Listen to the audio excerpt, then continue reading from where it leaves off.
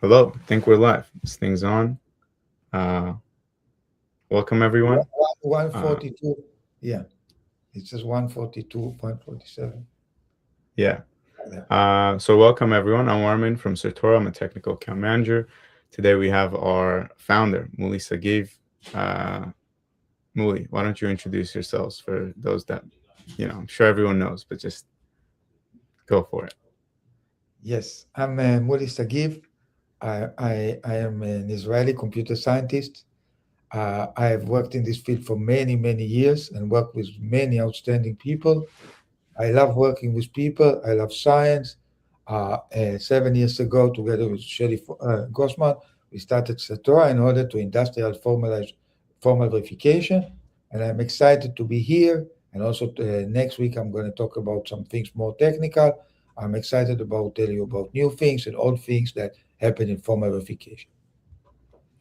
Amazing. Yeah, and I'm also excited because we get to look at what formal verification is, what it's been, and the moment we're in now, and the incredible things that are happening and the things that are going to happen. So, um, maybe to start off, the first question: what is formal verification? What's its purpose?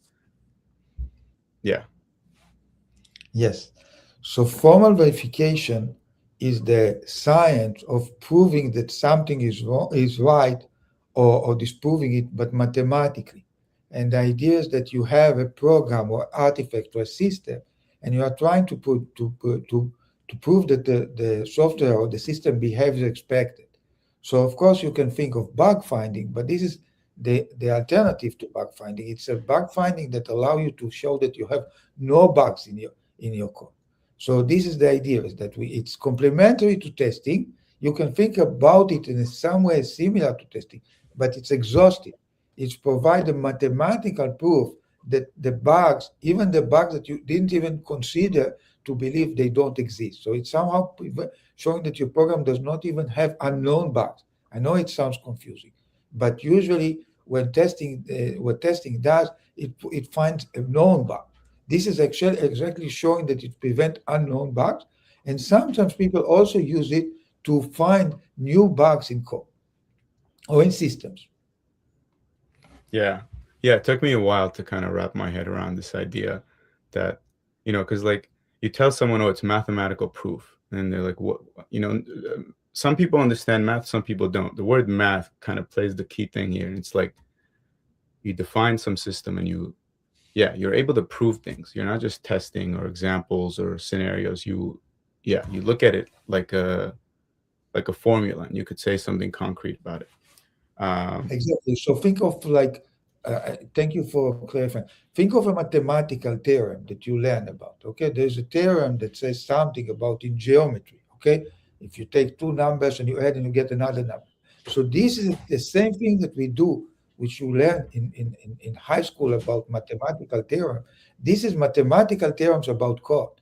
So you essentially, if you think about it, you're making claims about your code, which are which are mathematical, and then you are proving them. Okay, you have this claim that you say your code has this behavior, your code does not have this behavior, and then you formulate it as a mathematical claim, and then you prove it by hand with help of computers. You prove it mathematically. yeah, you're given this world, which is the piece of software, and then you create math for it, right? We have our world, and we know that we have addition and all these basic rules, and then you're given this software kind of world, and then you have to say something about it's usually financial, but uh yeah, it's very interesting. You come at it from the root of what it means for this software to be what it's trying to be. um so okay, you've been in this space for a long time. I want to get an idea of kind of what you've seen over the years. What was software like in general when you started working in this space, and what was formal verification like? What was interesting? What were the problems back then? Kind of give us a glimpse of, you know, young Mooly getting into this space, and what was exciting. All these ideas. Yeah. So there is a space I entered, and there's a space before I entered, and it's all very interesting. So formal verification has very rich history, going from the 30s. And basically, people thought about the main idea in formal verification, which are dependent types, logic. They were actually invented very early, 30, 50. And this is, of course, I am old, but not that old. And then after that, there was 76, which actually all these people, Dijkstra, Hoare, in computer science, there is a Turing Award, and actually it's basically the Nobel Prize of Computer Science, and it was given rightfully to all these people laying the groundwork for formal verification. This was before I even entered the field. But when I entered the field went into the dark period.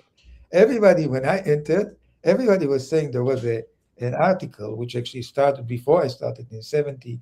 I forgot actually if it's 79 or 78, but this article said formal verification will never work.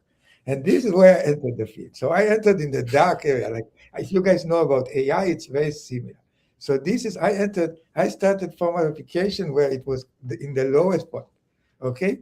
In fact, and in fact, it's not just formal verification. Many fields, including AI, were in the lowest.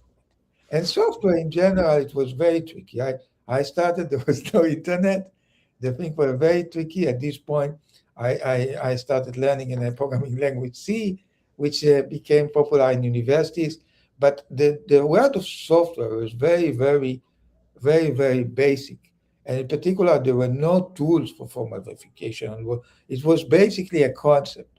And we were doing baby steps. There was a sort of, and everybody was saying, I remember there was this quote that people say, formal verification is the future of computer science, always was, always will be. And this is where I started this space. It looks nice, like you are in some kind of a cult, and you think like you are struggling in something that will never work. And for me, perfectly, because I am a guy who likes challenges, it was very fit. All my friends, they were into cryptography, they were in other things, which I actually knew, and we were good friends of them. Some of them invented zero knowledge and that. But I always wanted to go some other way. So this is why it strikes me, and I understood that if I go there, I do want it to have unique. I was unique there and unique in Israel, but also the domain was very small when I started formal verification, even though, of course, it has this huge heritage of these things coming from the early and also the giant of the 76, the Tony Hoare, Dijkstra, Cousseau, and others. So yeah, you came about the bottom. It was Exactly. it was the Came low in the bottom. period. I came in the lowest point of formal verification. I think it's a dark period. Interestingly, in this dark period, a lot of engineering, me and a lot of my friends, a lot of people built a lot of things. I want to acknowledge SMT solver, the people who implemented dependent type, all these wonderful systems, Rock, Isabel, now Lean, all a lot. This actually come very recent. A lot of engineering, a lot of fantastic work that actually makes a formal verification. When I started, it was more like a paper things, and it become throughout the year. A lot of engineering effort has been done is sort of mechanizing many things, and of course, computers got better. Computing power became much more powerful. So there's this, okay, so you came in, there's this problem of software security back then, like there's today. And so you believed that, and you believe that formal verification could solve security back then? Was this idea, did people think that, I mean, you said the quote, it always will be, always has been. But was this like people were pushing for this? Not really. In fact, the people in computer security, they were saying if you wanted, like I'm academic, in academic there was this National Science Foundation grant, and they were saying if you are applying grant in security and you use the web formification, there is no way it will be funded. So people Wow. believe that formification is not solving security. And there are many arguments. I think if you look into the original DeMillo article, which explained why formification will not work, there were many arguments that saying that correctness is statistical, saying that in fact the people were not understanding why it will solve security, and also the scalability, the fact that people were able to handle tiny programs and prove very small things. So I came to this field, the feeling of everybody was that formification is not solving security. People believed in testing, people believed in fuzzing. There were useful techniques which were proven to be useful. And formalification was this kind of, like some kind of a dream, almost like Yeah. a piece. Okay, that's why. So everybody, and for me, since I'm first of all, I was academic and I was intrigued. I wanted to understand: is it really? And I wanted to understand: is it really solving a problem? Is it just? And of course, I was fascinated by many things in formalification, which make it very very hard to human because concept of infinite object. I really really always was fascinated. What does it mean, infinite object? And I can work with abstract terms. So I learned how to deal with it. I came from sort of huge love for mathematics, and I realized, and also program logic. These are things which really, really caught my understanding, and I felt like I understand them very well. But the connection of these to reality was not very clear to me at this point at all. Interesting. So it was, yeah, you're playing with these abstract ideas, and the space was, much further behind than it is now. So yeah, what made you stay? You did this for okay, 10 years, 20 years. Like what's going on? You're solving these interesting problems? Are you thinking about? Are you getting glimpses of what this can do in the future? The problems it could solve, like how it could scale. Um, and yeah, what are some of the exciting things? What kept you going? I think what kept me going is two things. Is first of all, feeling challenges and also working with extremely talented people. And I think like we were, even though with progress that we made at this time with data structure, with handling procedure, with the work that I did with Susan Hovis and Tom Rebs and scaling things, that's basically make us feel that we are having progress. And in parallel to us, the industry, for example, our colleague at Microsoft, they implemented some of our algorithms and they show they are working. So we had a lot of people in industry that showing us that what we are doing, and we are writing papers, and people are just implementing them and seeing some result.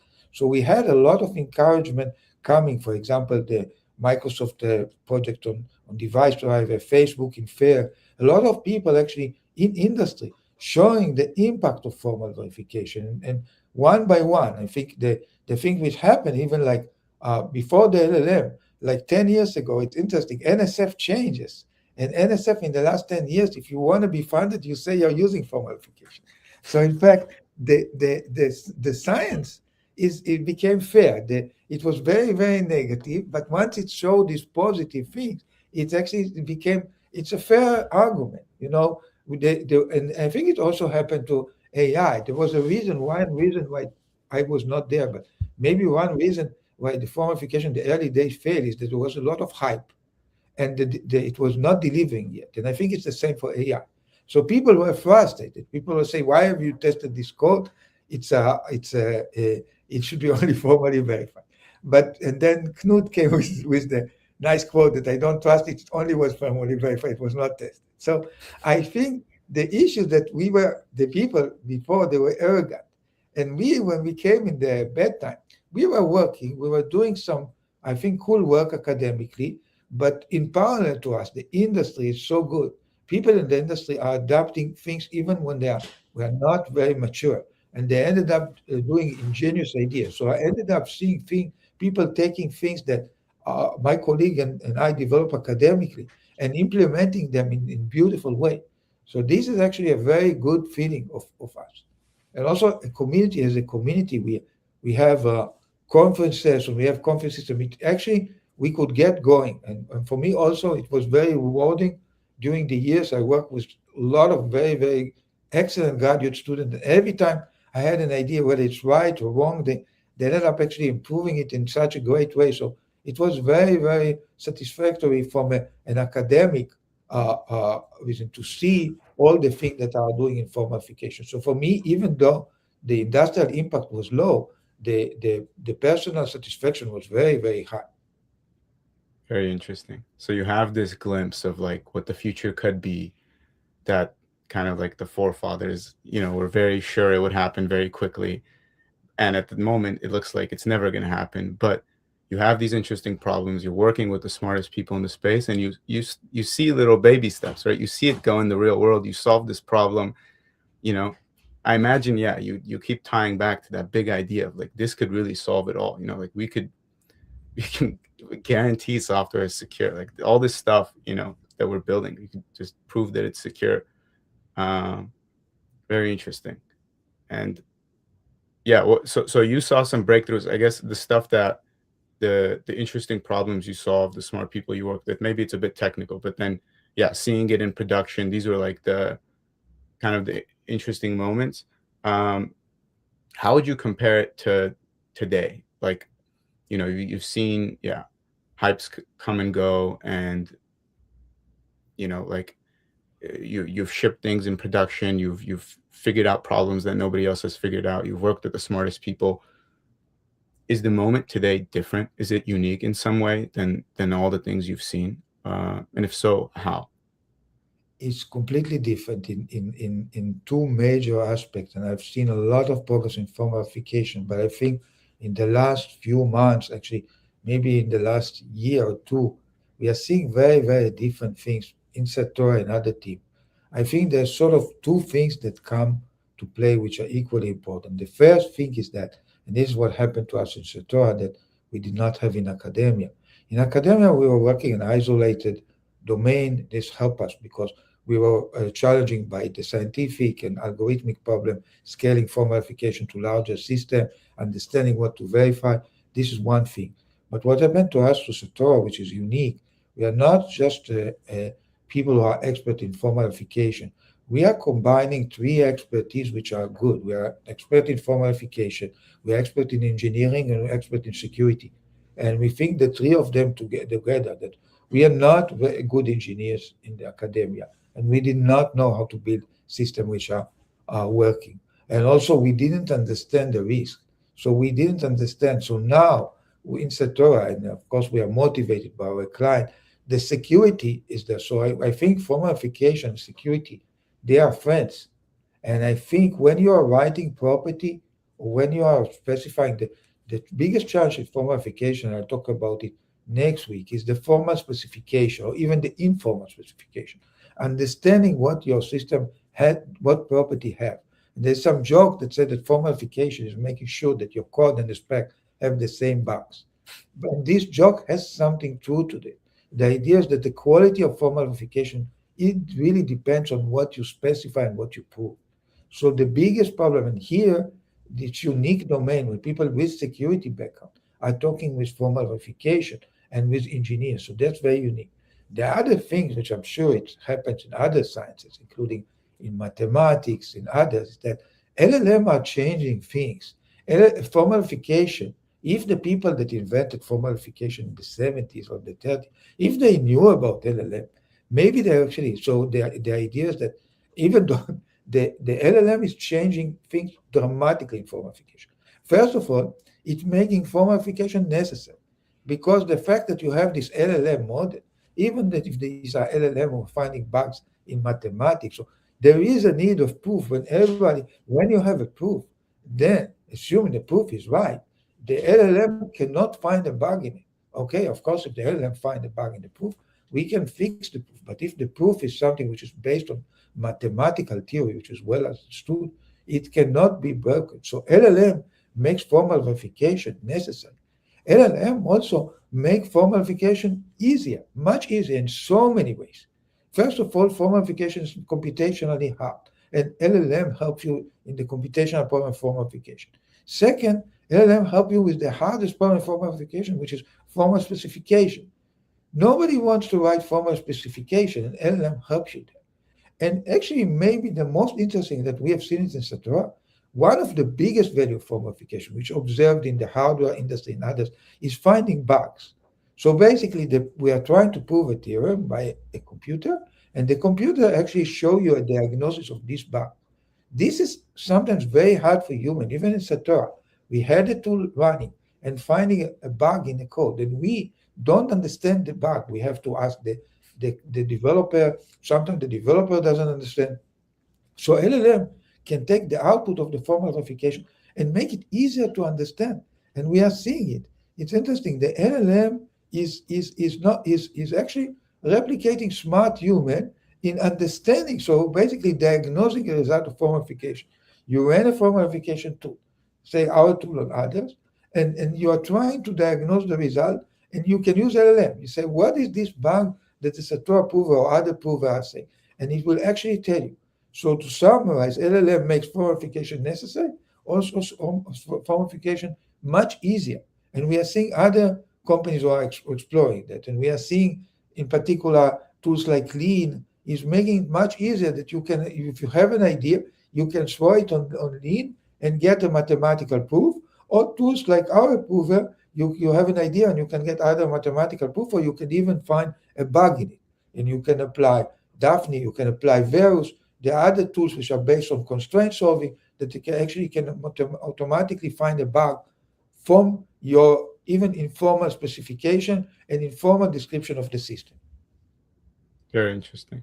Yeah, I think the fact there's the AI point, but then I think the other point is also very interesting. You said we have the responsibility now, right? Because if you're in academia and you figure something out, you prove something. If it's wrong, okay, I don't know, your paper gets refuted or something. Here, like money gets lost.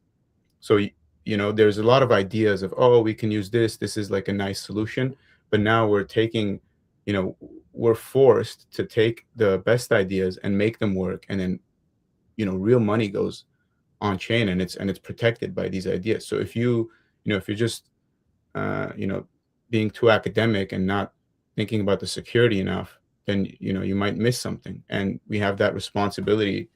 And the formal verification people are combining with the security research people, and there's a lot of interesting stuff that comes out from that.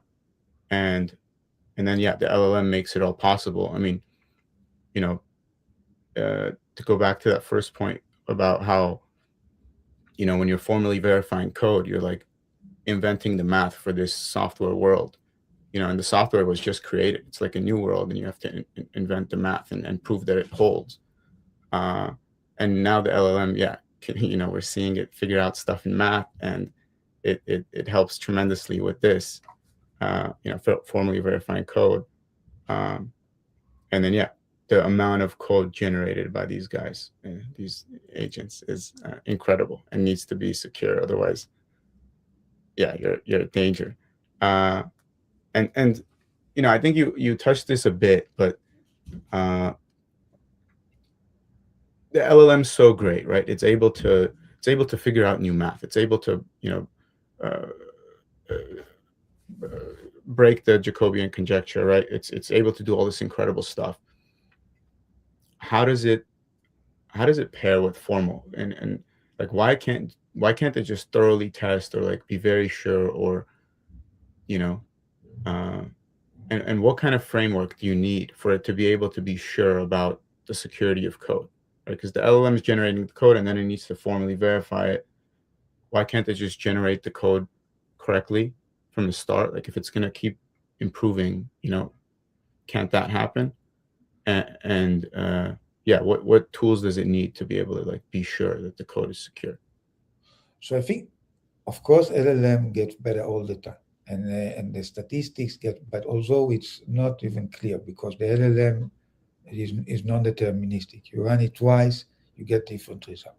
So I think the issue there is that what is intent? What is intent? If the intent of the Jacobian conjecture, the intent is very clear. Okay, there is a conjecture, it's understood by a mathematician, and LLM also understood it, and there, but even when it broke the conjecture, the person who knew it's broken is a human. So that's an easy thing. The issue that formal verification has the notion of a ground truth. Okay, so formal verification, unlike statistics, it has a ground truth. If you prove things mathematically, what is happening is not statistical and it's independent of the time. So you run it today, you run it tomorrow, you run it in 10 years. So basically the idea, and I think this is not either or at this point. The LLM themselves are integrating formal verification at all levels, both inside companies in this industry and outside. The idea is that I think about it more like a game. I think about the LLM as some kind of oracle. Okay, it's sorry, as kind of predictor. So it's like something that predict the future. And I think about the formal as oracle. And I think so this kind of maybe magician or oracle. So they interact together. The idea is that the LLM can ask the correctness oracle, is it correct? And Mm, when the formalification gives you an answer, the LLM knows how to trust it. Okay. In the other hand, the LLM can actually is in its non-deterministic is an advantage. It can actually look for a path. So it can you think about these two things as the two sides of the coin. So the idea is that mm, you have the like think I think there was other conjunction that was proven by LLM. Disproved by LLM. I forgot what it was. I think it was Euler few months back.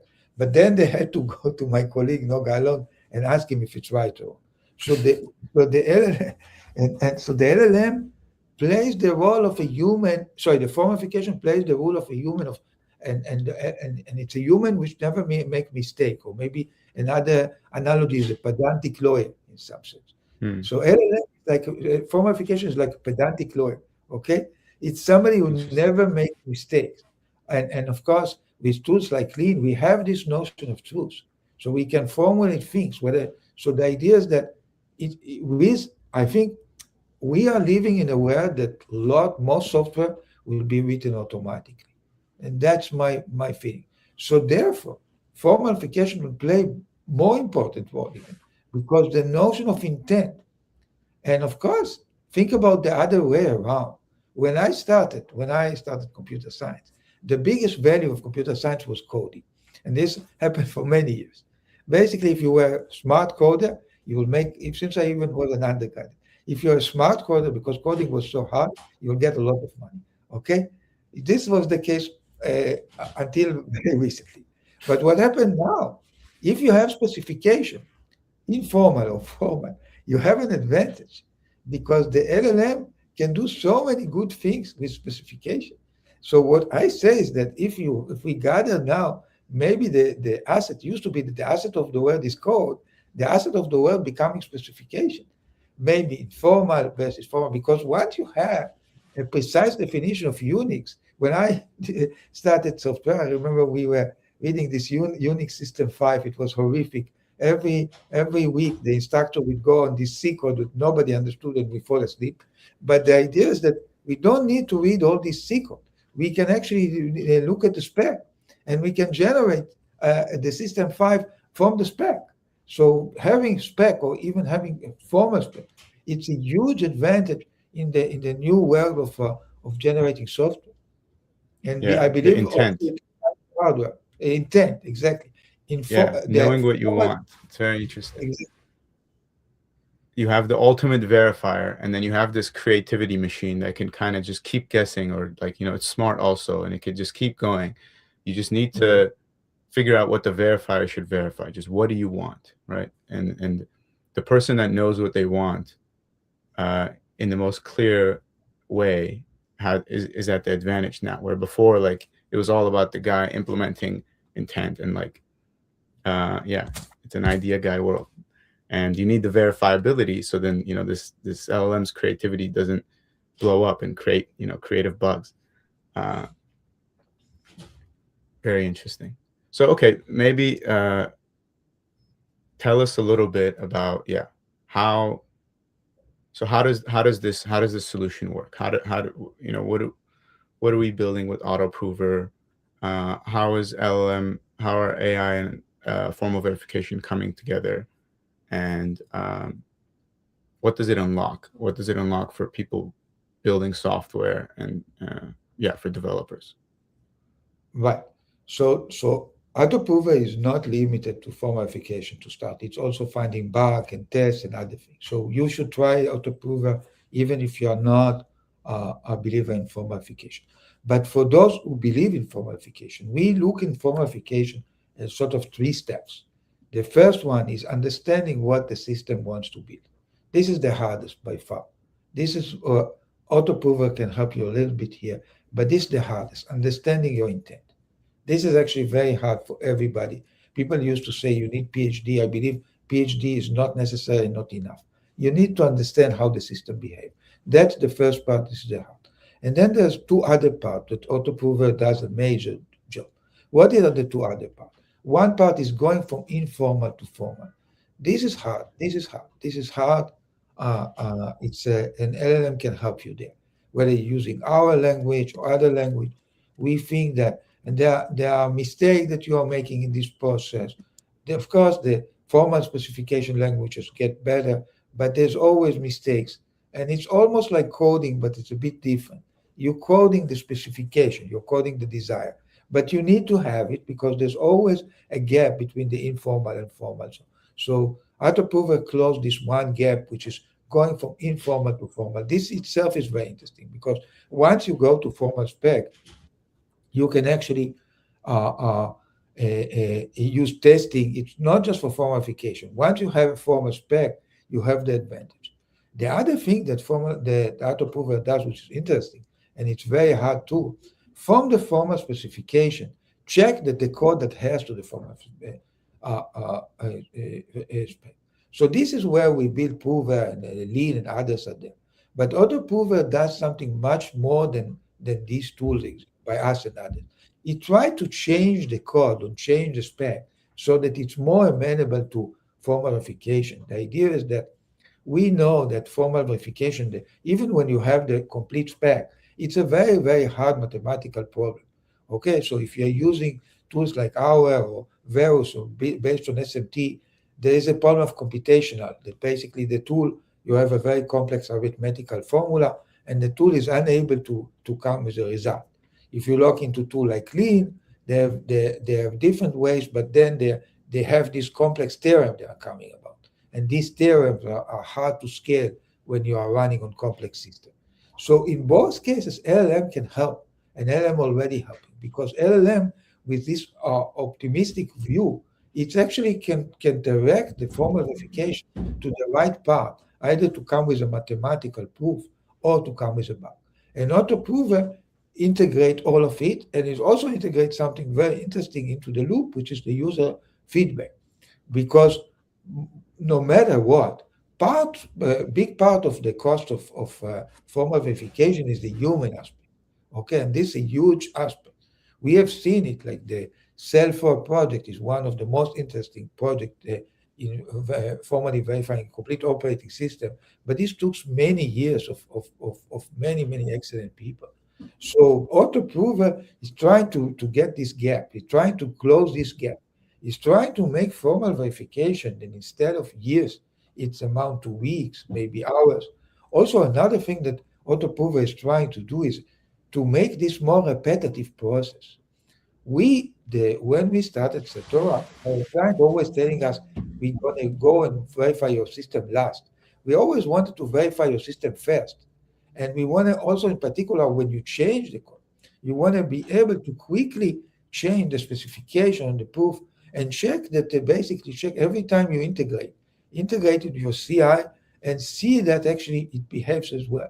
So this is where AutoProver is even better because it can learn from the thing that it did in the past on your code and then leverage that to shorten the process of reapplying formal verification, because formal verification of system, both in software and in hardware, is never had a one-time thing. Software changes, there are bugs in the software, there are business upgrades, so software always gets changed. So this is where AutoProver is trying to improve. It's trying to learn enough from on the spec, on the test, on the proof, and also feedback that you give it. You run it and it finds bug. You tell him it's not real. Or it finds rules and you tell him these are not interesting rules. So it has memory, and in the next stage, it's supposed to give you rules which are better. Interesting. So the ultimate solution is basically this pipeline that turns into intent into a verified product, right? So right now we have like intent to non-verified product, right? You go to Cloud Code, you say, hey, this is what I want, and then it assumes kind of like what you want, it builds something, but then when you start using it, there's all these edge cases and bugs. And now like the ultimate product and combining these two things is it takes your intent, tries to, turns it into a formal spec and then builds the code. And then through continued iteration, it's able to understand exactly what you want and make sure that the verification checks for that. And then you can be guaranteed that the thing you build is exactly what you want. So Exactly. yeah, Exactly. Thank you for clarifying. It's exactly right. The earlier you do, and if you use this intent and you find this informal intent even before you write the code. So we had a client which is Lido, which is actually write the informal intent like they did dual governance. They're doing so. They in fact working very nice way.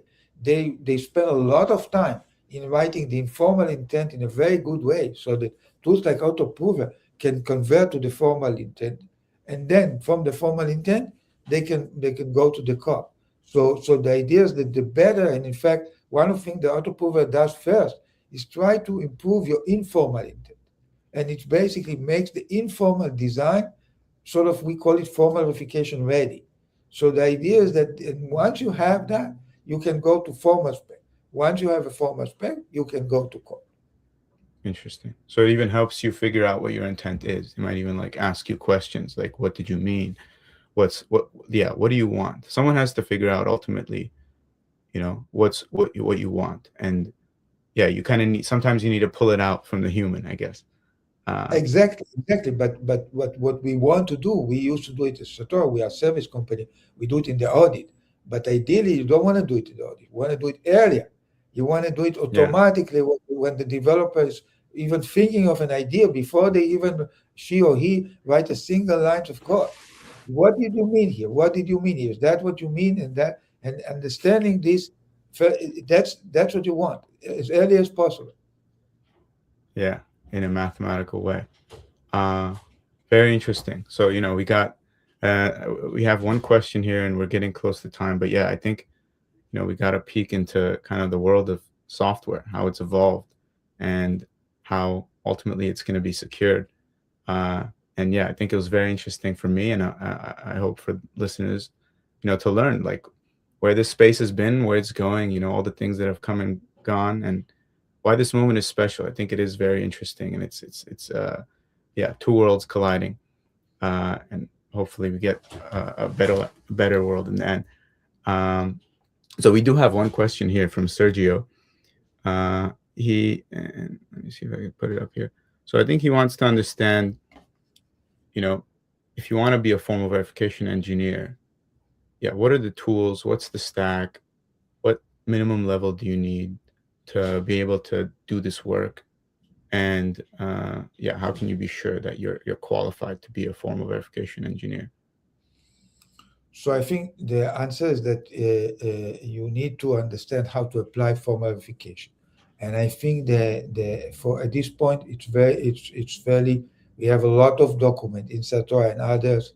I think there's also, I mentioned tools like Lean that you can apply. I think the more I mean, there's a lot of material in Certora. All our software is open source.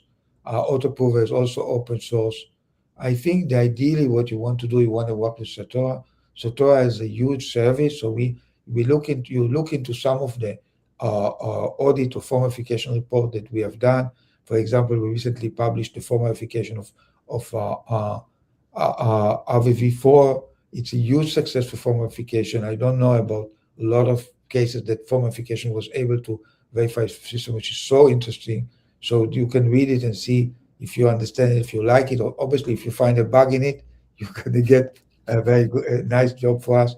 We also did recently a project of the staking pool, which is a very nice library by the Solana Foundation, and it was audited by many, many teams, and our team found many, many bugs, just some of it by just very careful auditing, understanding the environment, and some of it by formalification. So I think the more you read our formalification project, you can see that.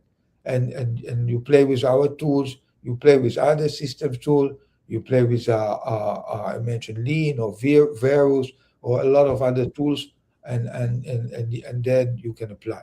And also there are other teams that, for example, I'm familiar with the Morpho team, which is hiring, informal verification, and using our tool.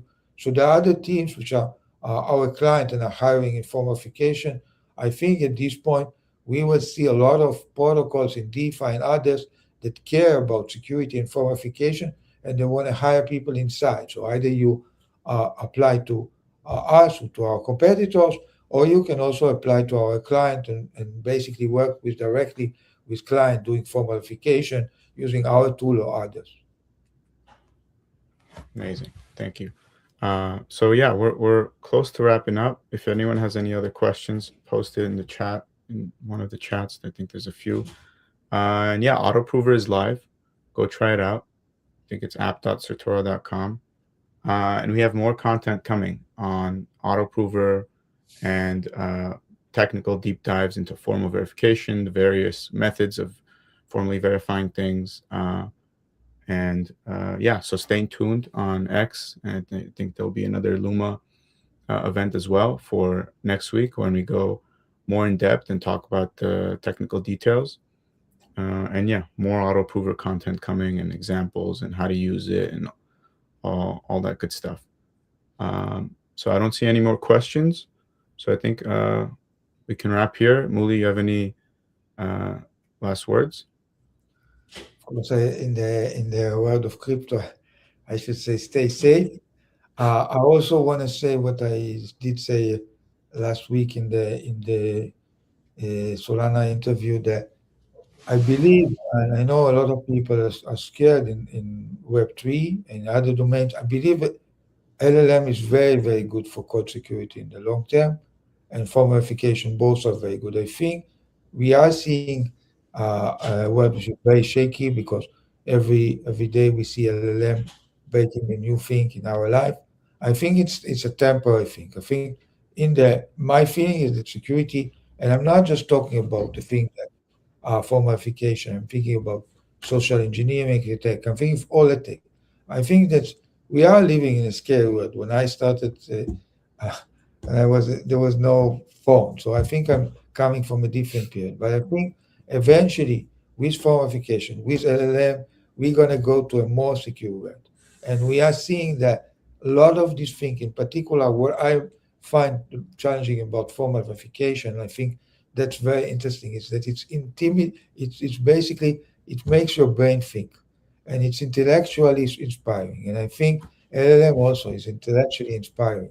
We are living in a world, especially if you are a person who is going into this world, we are living in a world which everything is intellectually, and also the fact that even if you're not working with us or with, I'm sure that a lot of things that you are seeing by companies, you see later by other teams, the world is getting very, very interesting. A lot of people can contribute in form verification, in LLM.